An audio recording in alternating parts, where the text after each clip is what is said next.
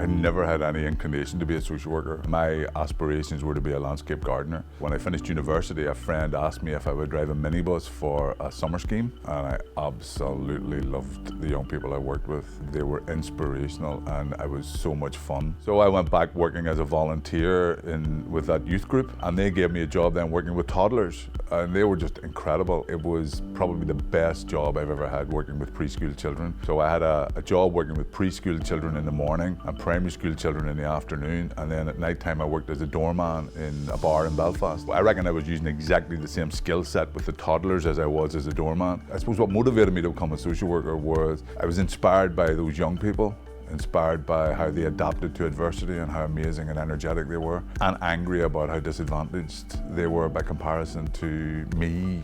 So it was that then encouraged me to train to be a social worker. So it was a 2-year postgraduate course, and absolutely loved it, and had 2 fantastic work placements.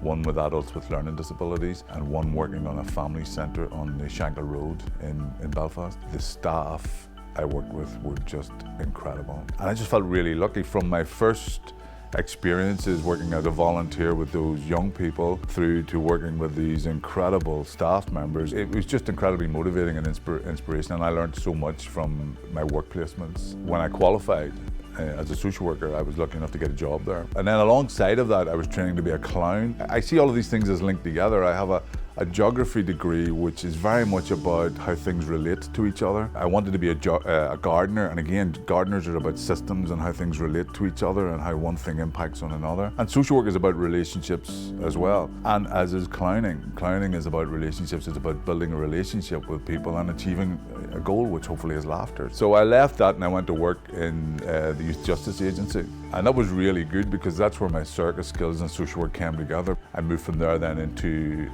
the external organisation as their learning and development manager, and that's when I started getting into training and development and consultancy. I've still kept practicing with individuals, but the majority of my work since then has been training and development. The most enjoyable part of my job is making a difference.